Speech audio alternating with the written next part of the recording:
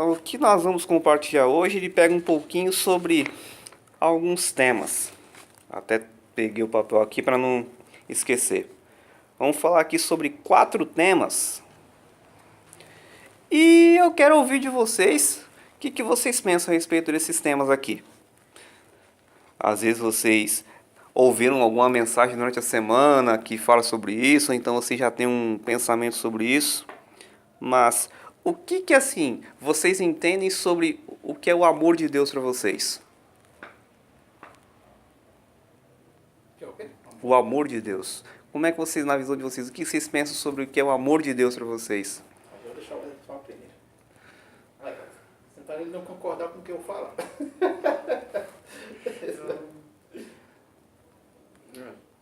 O amor de Deus é tudo, né? Como expressar, né, o amor de Deus. A gente faz cada coisa na vida assim que até a gente mesmo acha que não vai ter perdão, que não vai ter jeito pra gente, mas Deus perdoa a gente, então o amor dele é... Não tem como expressar o amor de Deus. Gabriel? Eu não vou ter problema. Mas peraí, você fez ele falar primeiro pra ele não concordar com você. Agora você inverteu a moeda. Tá de sacanagem, né? Não, o amor de Deus é... O que é amor? O amor de Deus é tudo, né? Deus ele não faz distinção das pessoas que ele ama. Entendeu? Então, pra mim é tudo. Tem como explicar. Não tem comparação, né? Não tem como comparar. Uhum. Eu tava assistindo um filme essa semana, muito bom, não sei se já assistiram, chamado A Cabana. Não, sim. E tem um determinado Já vi, mas...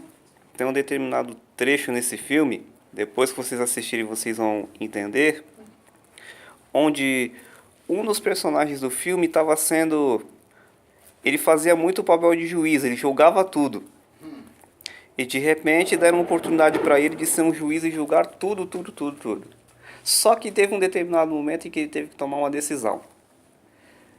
Ela pegaram os 2 filhos dele, ele tinha perdido um, porque um cara lá levou, não sei o que fez, tinha sobrado 2 filhos, e ele tinha que tomar a decisão de, entre um dos 2 filhos dele, escolher um ir para o céu e o outro para o inferno. E conversa vai, conversa vem, conversa vai, ele não queria abrir mão.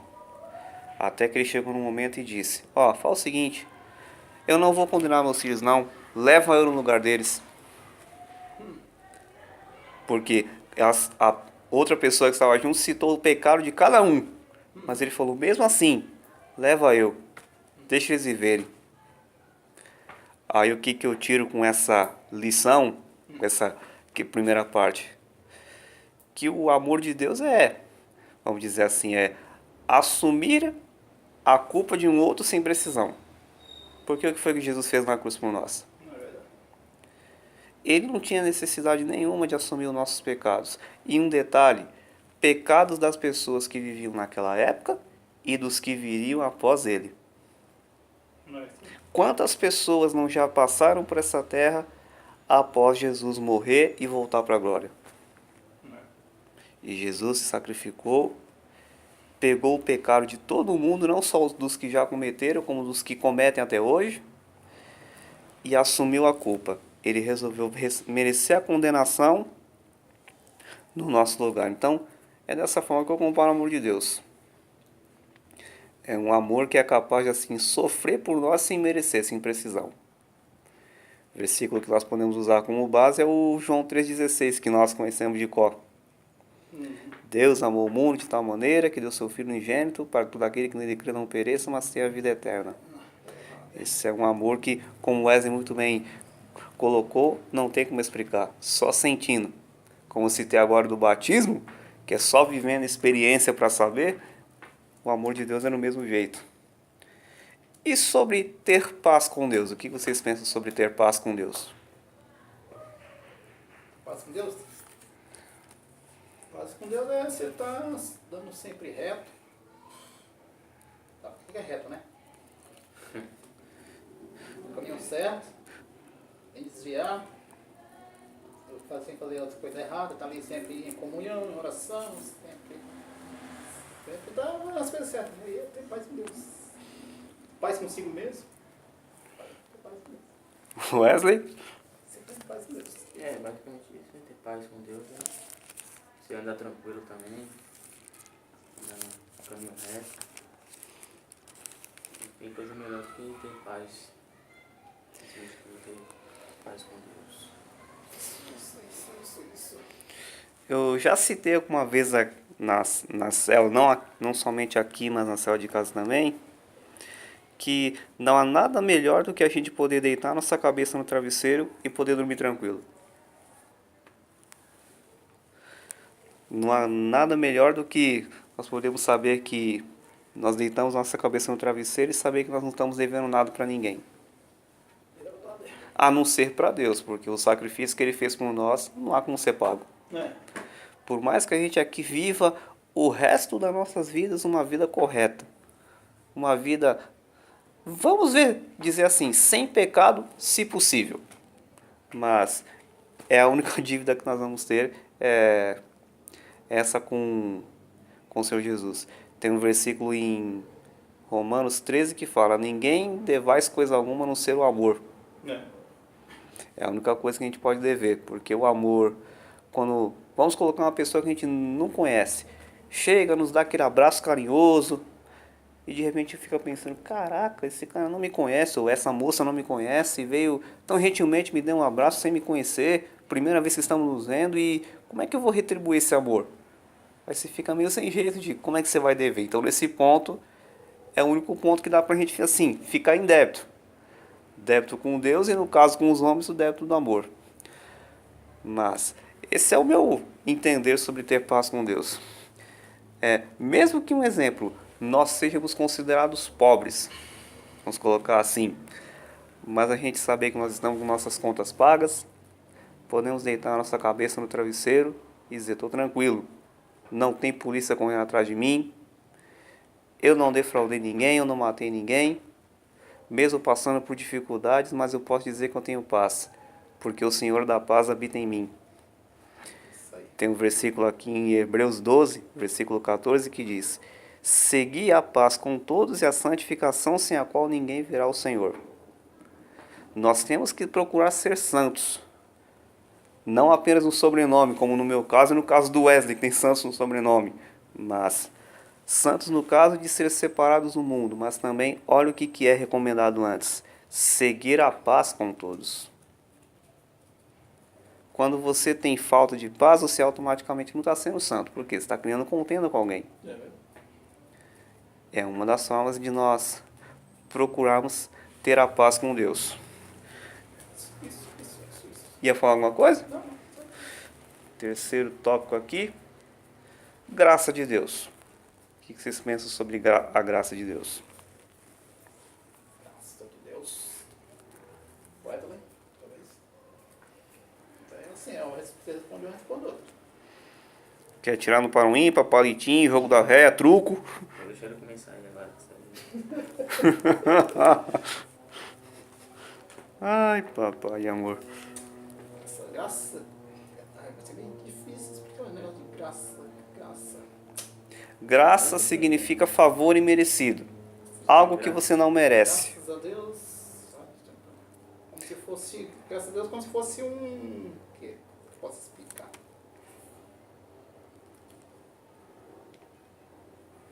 Essa daí é meio difícil. Graça significa favor imerecido. Uma coisa que tipo, você não merece, mas você recebe. Como Deus faz com a gente, né? Às vezes a gente não. Parece que não merece, mas. Que eu entendo assim, tipo, ele tá falando, o Wesley fala, e tem na mente quem fala. Deus vê graça em você. Deus viu graça, por exemplo, viu graça em Maria e abençoou. Exatamente. Ó, viu graça, mas como assim? Eu, no caso, vamos supor. Fala do seu jeito.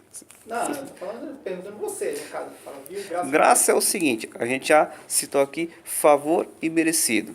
Então viu que Maria mereceu Favor imerecido, ou seja, Então, no caso- nós não somos dignos de nada do que Deus fizer por nós. A começar pela morte dele na cruz. Não, tá, tô falando assim, mas ele, por exemplo, viu graça, por exemplo, no Wesley, vamos dizer, viu graça no Wesley. E dá, porque ele é merecido, por exemplo, de um dom, vamos supor. Então ele dá aquele dom para ele, que viu graça nele, né? Ele merece aquele dom e deu para ele. É isso? Bem por aí. Nós não somos merecedores, mas o que acontece? Por o sangue de Jesus nos justificar e nos limpar, a partir daquele momento, nós nos tornamos com o direito de ter a graça de Deus.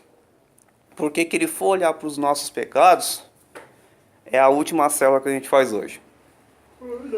Mas como ele não olha para os nossos pecados, mesmo conhecendo cada um, ele olha exatamente para o sangue que ele derramou em nossas vidas, por causa desse sangue que nos justifica. Ele automaticamente nos vê como dignos de sua graça. É um favor imerecido. Nós geralmente sempre fazemos favores às pessoas. Alguém pede, ô fulano, faz um favorzinho para mim. Muitas vezes a gente não quer fazer aquele favor de boa vontade, mas a gente faz. Vai lá e faz, né? Às vezes a pessoa não merece, como é o caso que estamos citando aqui, mas você faz. É mais ou menos isso. É um favor que Jesus está nos fazendo, que nós não merecemos, mas por causa da graça dele, pelo sangue dele justificado, a gente acaba tendo esse privilégio de recebermos a graça de Deus. Tem 2 versículos aqui que relatam muito bem sobre isso, que é Efésios 2, 8 e 9. Falamos sobre isso bem recente. Porque pela graça sois salvos por meio da fé, e isso não vem de vós, isso é dom de Deus. Não vem das obras para que ninguém se glorie. Ou seja, se nós somos dependentes das obras para ser salvo por Deus, por mais que você seja o homem mais caridoso do país, mas é a graça dele. Não que as obras não sejam válidas. É importante você fazer o bem, porque Deus nos deixa isso na Bíblia, mas é a graça dele, é você entender que tudo depende dele. Mas igual eu falei pra você, nem só de obras viverá o homem. Exatamente, exatamente. Nem Você só. já viu essa frase? Você não viu que é Você nunca o, viu essa frase, rapaz? Eu acho que não, nem lembro. é o Evangelho segundo Gabriel. É o Evangelho, Eu lembro só do pão, né? é o Evangelho segundo Gabriel. Mas aí foi eu que criei essa frase, aí eu sou a outra dela.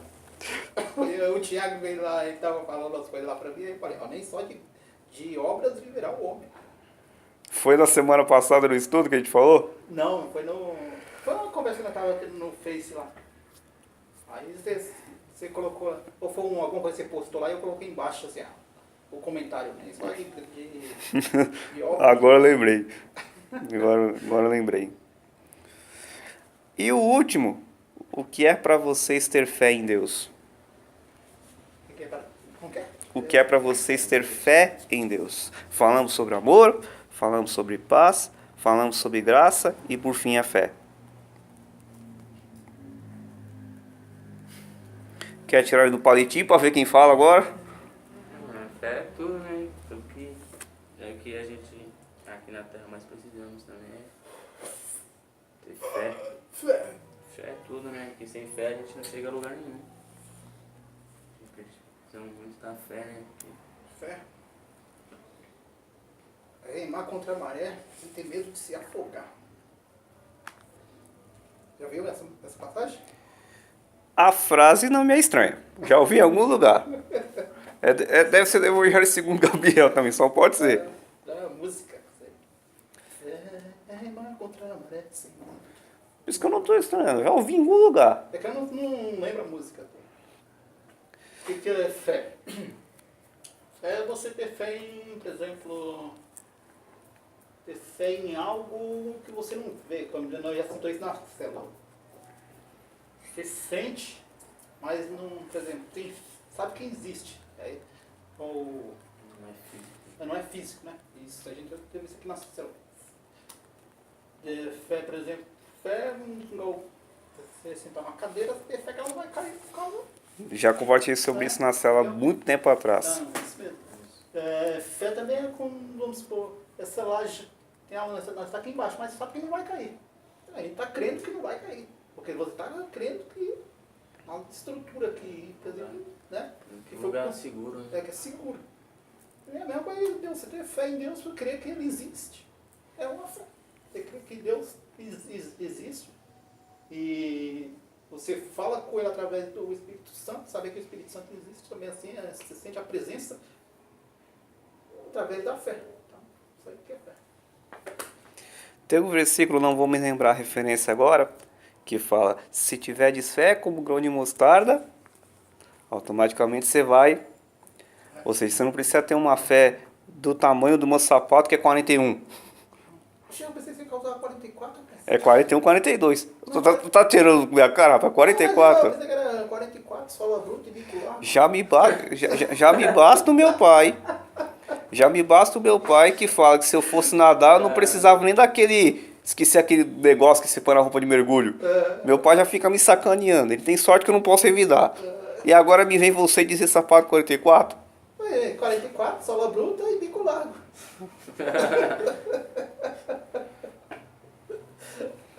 Me aguarde. Vou ter que ter outro guardado. Mas, ou seja, nós não poderíamos, sei lá, não precisamos ter uma fé do tamanho de Ferraz de Vasconcelos, que tem mais de quase 31 quilômetros de extensão. É verdade. Basta uma fé do tamanho de um grão de mostarda, que é o menor grão que existe na face da terra. Mas se a gente tiver fé como um grão de mostarda, é algo muito... que você vai muito longe. É como você muito bem falou, remar contra a maré. Nós já temos a missão de ir na contramão do mundo. Nós não aceitarmos aquilo que o mundo prega. Que a gente for olhar o que o mundo tem pregado hoje, misericórdia. A gente cai duro no chão. Com certeza. É a gente justamente remar contra a maré. Tem só mais uma coisinha que eu quero falar aqui com vocês. Foi falado domingo sobre como foi Santa Ceia, foi falado sobre a ceia do Senhor, mas o que eu quero me focar aqui é sobre a importância da comunhão. Tem 2 versículos aqui que eu vou ler para vocês. Não vai precisar vocês abrirem, pode ficar tranquilos. Que estão lá no livro de Atos. Livro de Atos. Que o que eu quero falar não é especificamente a Santa Ceia em si, mas sobre isso que eu quero falar. Eu quero falar exatamente sobre a importância da comunhão, que é o que nós estamos tendo aqui agora. É em Atos o quê? O primeiro vai ser Atos 2,46. É 2, não é 12. Não, 2,46. Atos 2,46. Tá. Achei. Achou aí, Wesley? Eu já ia inverter, chamar o Wesley de Gabriel. Ai, Jesus querido, isso não tá certo não. E perseverando unânimes todos os dias no templo, e partindo o pão em casa, comendo juntos com alegria e singeleza de coração. E o outro é em Atos também, só que versículo 27. Essa vida aqui é boa. Do mesmo jeito que você falou da sua, tá escrito. Que é a pra você. versão, É que a depende versão. depende da versão. A outra é Atos. Capítulo 20, versículo 7.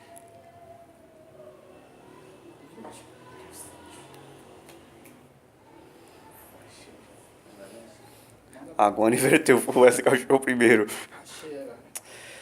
No primeiro dia da semana, ajuntando-se os discípulos para partir o pão, Paulo, que havia